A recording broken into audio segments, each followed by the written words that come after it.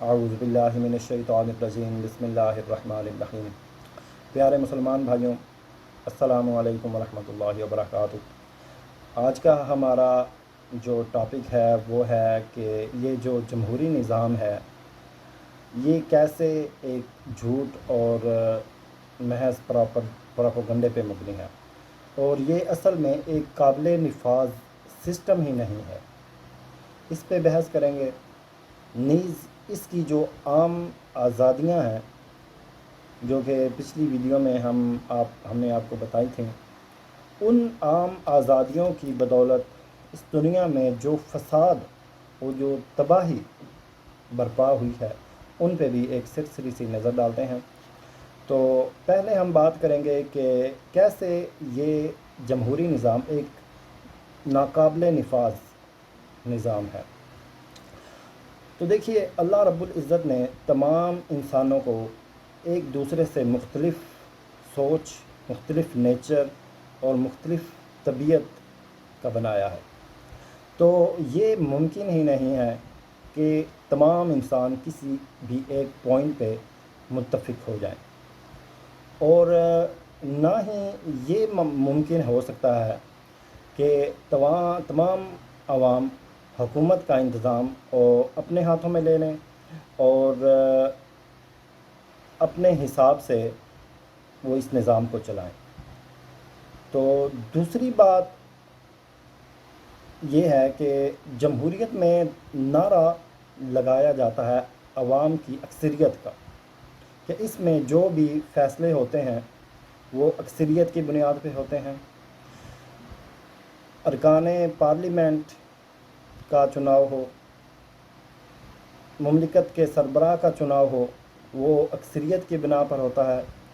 یہ محض جھوٹ اور پروپیگنڈا ہے۔ دراصل فرض کر لیجئے کسی ایک حلقے میں کسی ایک سیٹ کے لیے 3 امیدوار حصہ لیتے ہیں۔ ہر امیدوار کو پہلے کو 30% ووٹ ملتے ہیں اس حلقہ میں سے، دوسرے کو بھی 30% ووٹ ملتے ہیں، لیکن جو تیسرا امیدوار ہے وہ بظاہر 40% ووٹوں کے ساتھ وہ اکثریت کے لحاظ سے وہ جیت جاتا ہے۔ لیکن اگر ہم ایک طرف دیکھیں تو ایک طرف ہے 40%، اب دوسری طرف 60% وہ لوگ ہیں کہ جنہوں نے اس کی مخالفت کی۔ تو آپ اندازہ لگا لیجئے کہ کیا اس ممبر کا چناؤ اکثریت کی نمائندگی کرتا ہے یا اقلیت کی؟ بالکل، وہ جو نمائندہ ہوگا وہ اب اکثریت کا نہیں بلکہ اقلیت کا نمائندہ ہوگا۔ اسی طرح پارلیمنٹ یا پھر مملکت کے سربراہ کا چناؤ ہو، خواہ عوام اسے خود براہ راست اس کا چناؤ کریں یا پھر پارلیمنٹ کے ارکان کے ذریعے اس کا چناؤ ہو، یہ ہمیشہ اقلیت کی بنیاد پر ہی چناؤ ہوگا، نہ کہ اکثریت کی بنیاد پر۔ اس کے بعد امریکہ اور برطانیہ جو کہ جمہوریت کا منبع ہیں، ان ممالک میں بھی مملکت کے سربراہ ہو یا پارلیمنٹ کے ارکان ہوں، وہ جو ارکان وہ سب کے سب سرمایہ داروں اور بڑے بڑے مالدار لوگوں کے اشاروں پر چلتے ہیں۔ یہ لوگ نہ تو عوام کی نمائندگی کرتے ہیں اور نہ ہی اکثریت کی۔ بڑے بڑے سرمایہ دار انہی لوگوں کو اقتدار تک پہنچاتے ہیں جو ان کے ذاتی مفاد کا خیال رکھیں، کیونکہ در حقیقت یہی سرمایہ دار، یہی مالدار لوگ صدارتی اور پارلیمانی انتخابات کا خرچ برداشت کرتے ہیں۔ چنانچہ مملکت کے سربراہوں اور پارلیمنٹ کے ممبروں پر ان کا کنٹرول ہوتا ہے۔ آج تقریباً ہر جمہوری ملک کی یہی صورتحال ہے۔ لہٰذا یہ کہنا کہ جمہوری ملکوں میں پارلیمنٹ اکثریت کی نمائندگی کرتی ہے اور حکمران عوام کی اکثریت کے ذریعے منتخب ہوتے ہیں، اور پھر تمام فیصلے، تمام قوانین عوام کی اظہار رائے کے لحاظ سے بنائے جاتے ہیں، یہ سراسر جھوٹ اور گمراہ کن ہے، اور یہ محض ایک پروپیگنڈا ہے۔ اس کے علاوہ جمہوری نظام کی جو سب سے نمایاں خامی ہے، جو سب سے نمایاں خرابی ہے، وہ یہ ہے کہ اگر کسی جمہوری ملک میں بڑی سیاسی پارٹیاں نہ ہوں جو کہ ایک مضبوط اکثریت کے لحاظ سے ایک مضبوط حکومت بنا سکیں، تو ایسے ملک میں حکومت ہمیشہ عدم استحکام کا شکار رہتی ہے۔ اس پارٹی کو پارلیمنٹ کے عدم اعتماد اس پارلیمنٹ تو کیونکہ ایسی حکومت کے لیے پارلیمنٹ کی اکثریت سے عوام کا ووٹ حاصل کرنا مشکل ہو جاتا ہے، نتیجتاً حکومت کو اقتدار چھوڑنا پڑتا ہے۔ بعض اوقات کئی مہینے گزر جاتے ہیں لیکن مملکت کا سربراہ نئی حکومت نہیں تشکیل دے پاتا۔ اس طرح مملکت میں غیر یقینی صورتحال پیدا ہو جاتی ہے اور اس کا نظام ڈاواں ڈول اور معطل ہو کر رہ جاتا ہے۔ اس کی مثال اٹلی، یونان اور اس جیسے دوسرے جمہوری ممالک میں بھی آسانی سے دیکھی جا سکتی ہے، جہاں بہت سی پارٹیاں ہوتی ہیں مگر وہاں کوئی ایسی بڑی پارٹی نہیں ہوتی جو کہ ایک واضح اکثریت حاصل کر سکے۔ لہٰذا جو چھوٹی پارٹیاں ہوتی ہیں، بڑی پارٹیاں ان کی نسبت ان کو اپنے ساتھ مل کر حکومت تشکیل دینے کے لیے کی دعوت دیتے ہیں، جس کے لیے چھوٹی پارٹیاں بہت ہی سخت شرائط رکھتی ہیں ان کے سامنے۔ تو نتیجہ پھر کیا ہوگا کہ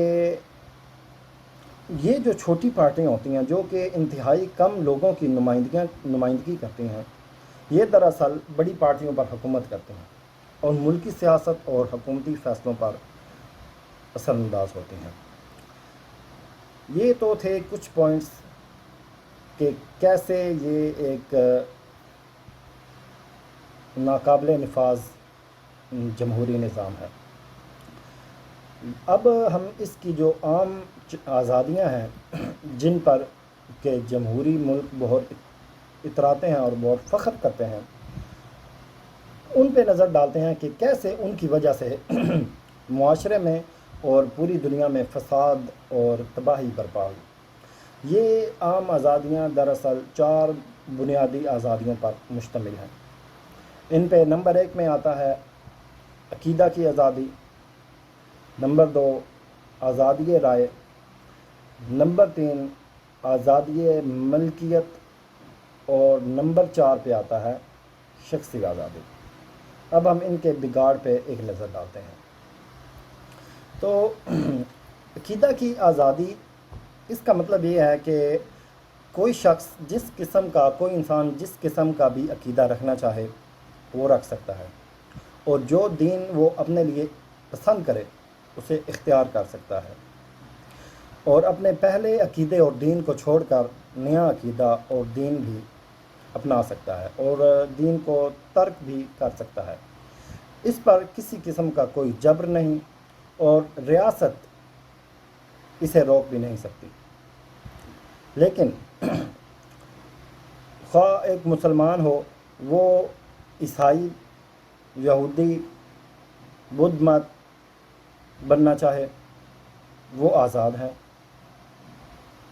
وہ کمیونسٹ بننا چاہے وہ آزاد ہے، جبکہ اسلامی عقیدے کو چھوڑنے، یہودی، عیسائی، بدھ مت، کمیونزم یا سرمایہ دارانہ عقیدے کو اپنانے کو حرام قرار دیتا ہے۔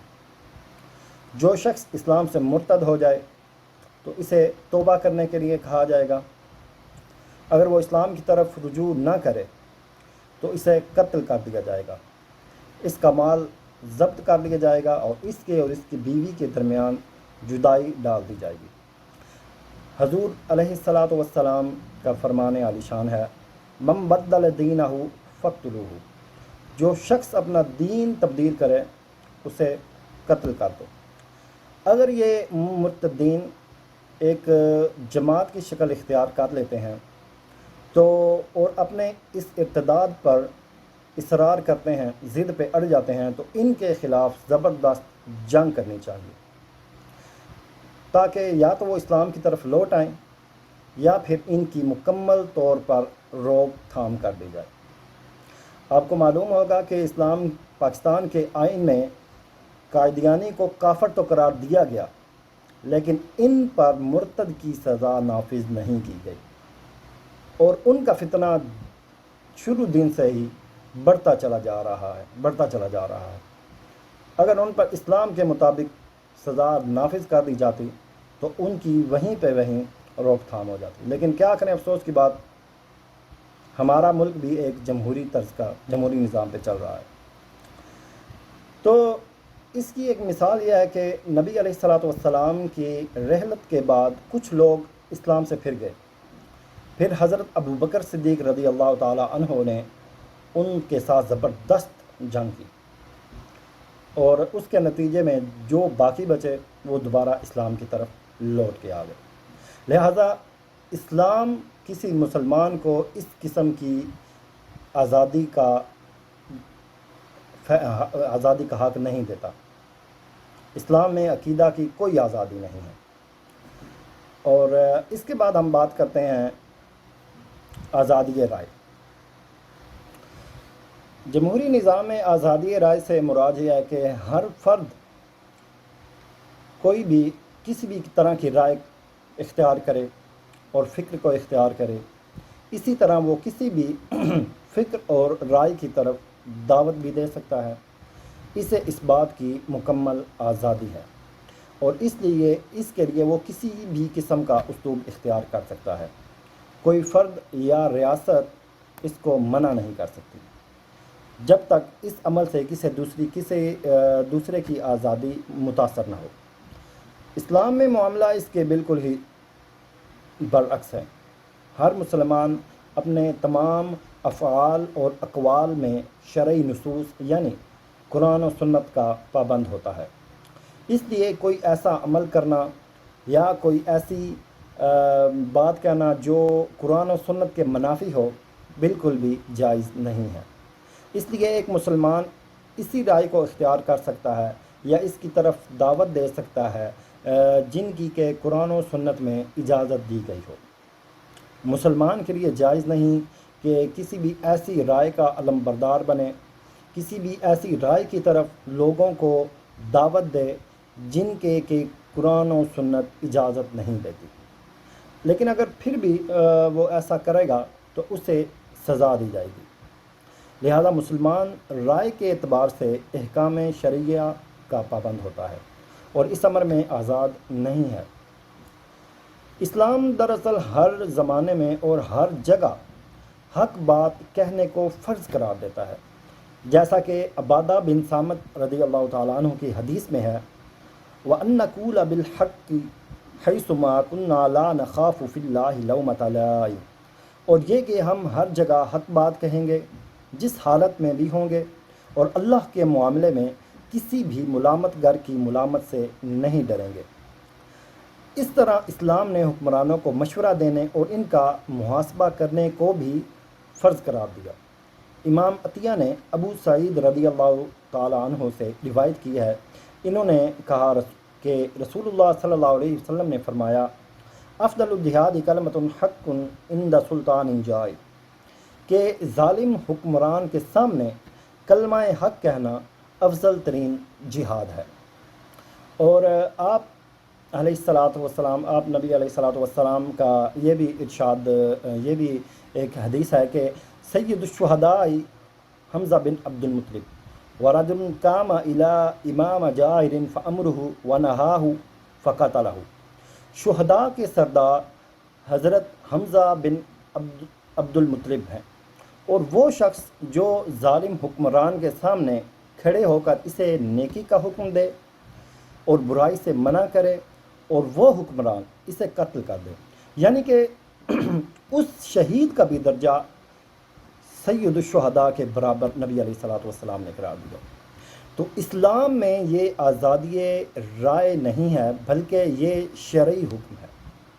بعض مواقع ایسے آتے ہیں کہ رائے کا اظہار مباح ہوتا ہے، لیکن بعض صورتحال ایسی بھی بن جاتی ہے کہ رائے کا اظہار کرنا فرض ہو جاتا ہے۔ آج آپ خود اندازہ لگا لیجئے کہ ہمارے حکمران کیسے ہیں، کیا وہ ہم پر قرآن و سنت کے مطابق حکمرانی کر رہے ہیں؟ افسوس کی بات ہے، آج ان کے سامنے کلمہ حق کہنا، اور اگر آپ اس راہ میں شہید کر دیے جاتے ہیں تو آپ کا درجہ افضل الشہداء کے برابر ہوگا۔ یہ رائے کی آزادی نہیں ہے، بلکہ یہ احکام شریعہ کی پابندی ہے۔ جو اب بات کرتے ہیں آزادی ملکیت کی، اس جمہوری نظام میں آزادی ملکیت کا ایک عجیب ہی فلسفہ، عجیب ہی ایک اس کا جو ہے نا ڈرامہ ہے۔ ملکیت کی آزادی سرمایہ دارانہ اقتصادی نظام کی دراصل پیداوار ہے۔ اس کے نتیجے میں قوموں کو نو آبادیات بنانے، ان کی دولت ہتھیانے، ان کی جائیدادیں چھیننے کا نظریہ پیدا ہوا، کیونکہ یہ نظریہ کسی بھی طریقے سے مال کے مالک ہونے اور کسی بھی طریقے سے اس میں اضافے کو جائز قرار دیتا ہے۔ بس اس نظام میں انسان جو ہے وہ مال کا مالک ہو کر استعماری طریقے سے اس میں اضافہ کر سکتا ہے۔ وہ چوری، ذخیرہ اندوزی، دھوکہ، ملاوٹ، غبن، زنا، ہم جنس پرستی کے ذریعے اور شراب اور رشوت وغیرہ کے ذریعے اپنے مال کو بڑھا سکتا ہے، جبکہ اسلام مال کمانے کی اس آزادی کے بالکل ہی خلاف ہے۔ چنانچہ وہ قوموں کے استعماری نظریے، ان کے وسائل چھیننے اور ان کی دولت پر قبضہ کرنے کے خلاف اعلان جنگ کرتا ہے۔ اسی طرح اسلام میں سود بالکل حرام ہے، ہر طرح کے سچویشن میں، اور سود سے بڑی لعنت اس دنیا میں کوئی نہیں۔ جب ہم اسلام کے معاشی نظام کی بات کریں گے تو اس میں یہ چیز واضح ہو جائے گی۔ تو اسلام نے ملکیت کے اسباب، مال و دولت میں اضافے کے ذرائع اور اس کے خرچ کرنے کا ایک خاص طریقہ ہمیں متعین کر دیا ہے، اور مسلمان جو ہے اس کے لیے صرف انہی اسباب کو اختیار کرنا فرض قرار دیا ہے۔ اسلام نے اس کو آزاد بالکل بھی نہیں چھوڑا کہ انسان جو چاہے وہ کرتا پھرے، بلکہ انہیں شریعت کے احکام میں مقید کر کے رکھ دیا ہے۔ لہذا اسلام سود، چوری، ڈاکہ، عصمت فروشی، ملاوٹ، ٹھگ بازی اور کسی بھی دوسرے ناجائز ذرائع سے دولت کو کمانے، اس کو بڑھانے کی اجازت بالکل بھی نہیں دیتا، جبکہ معاشی نظام میں آپ کیسے بھی کر کے اپنی دولت کو بڑھائیں، چاہے آپ اس کے لیے جائز راستہ اختیار کرتے ہیں چاہے ناجائز ہو، آپ کو حق ہے، آپ کر سکتے ہیں، لیکن اسلام اس کے بالکل مخالف ہے۔ تو معلوم ہوا کہ اسلام میں ملکیت کی آزادی نہیں، بلکہ ایک مسلمان مال کمانے اور خرچ کرنے میں احکام شریعہ کا پابند ہے، اور ان احکام سے تجاوز کرنا مسلمان کے لیے بالکل بھی جائز نہیں۔ تو اب آتے ہیں شخصی آزادی۔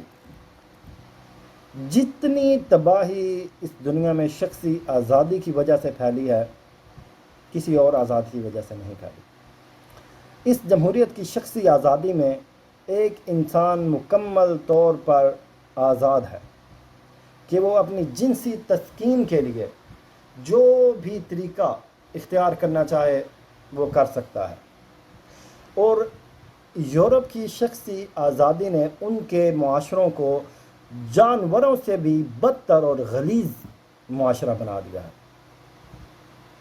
اب ان جمہوری ملکوں کا جو کہ اپنے اس نظام پر بہت فخر کرتے ہیں اور لوگوں کو اس کی طرف باقی دنیا کو اس کی طرف دعوت دیتے ہیں، جیسے ان کے ہاں یہ ان کے معاشرتی اقدار کا جنازہ نکلا ہے، اب وہ چاہتے ہیں کہ پوری دنیا بھی اسی کی طرف لگ جائے۔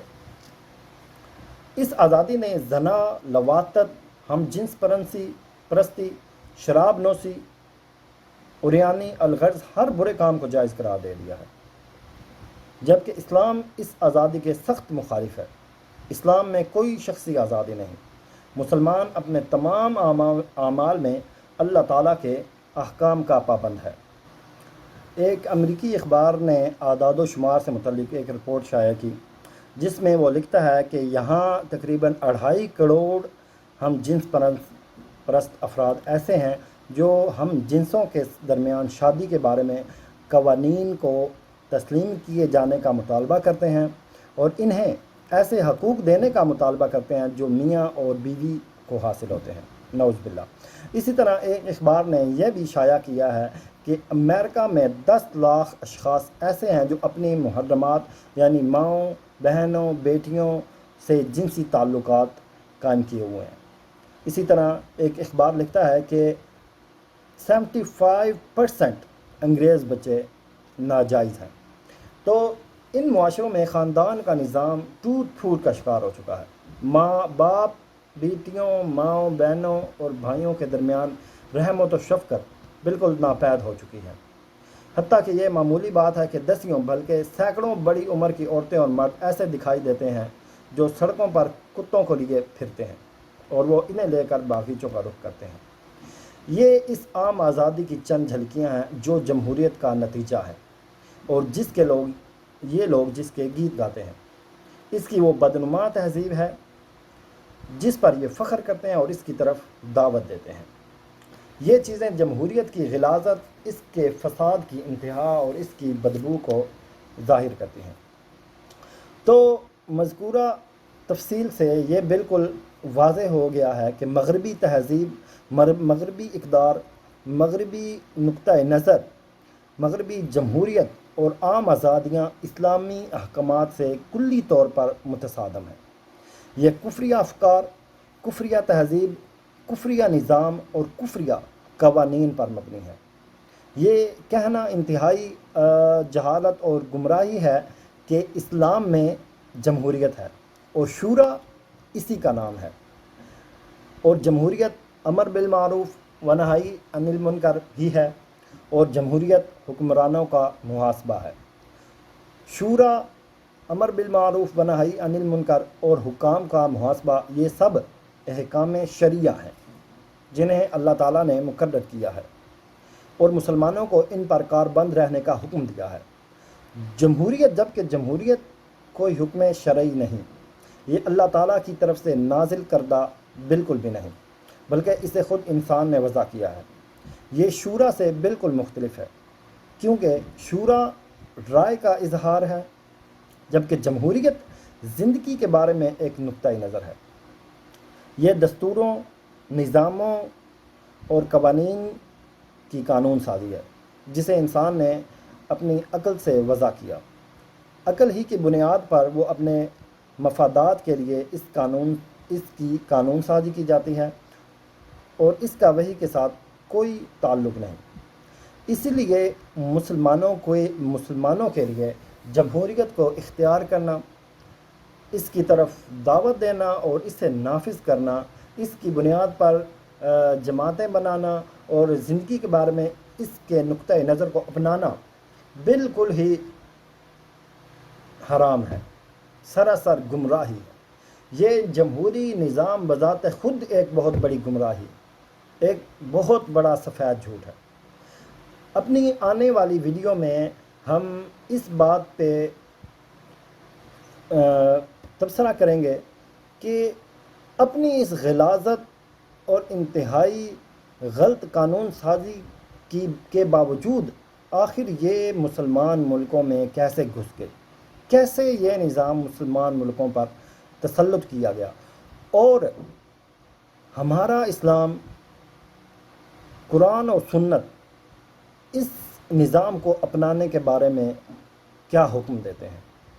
تو اگلی ویڈیو انتہائی اہم ہونے والی ہے، کیونکہ اس ویڈیو میں قرآن و حدیث کی روشنی میں ایک طرف تو اللہ تعالیٰ کے احکام بتائے جائیں گے کہ زندگی گزارنے کے لیے ہمیں کن طریقوں پر چلنا چاہیے اور کن طریقوں پر ہم چل رہے ہیں، اور جن طریقوں پر ہم چل رہے ہیں یہ کس قدر گمراہ کن ہے۔ اس چیز پہ انشاءاللہ تعالیٰ اپنی اگلی ویڈیو میں ہم بحث کریں گے۔ تو تب تک کے لیے اجازت دیجیے۔ اللہ حافظ۔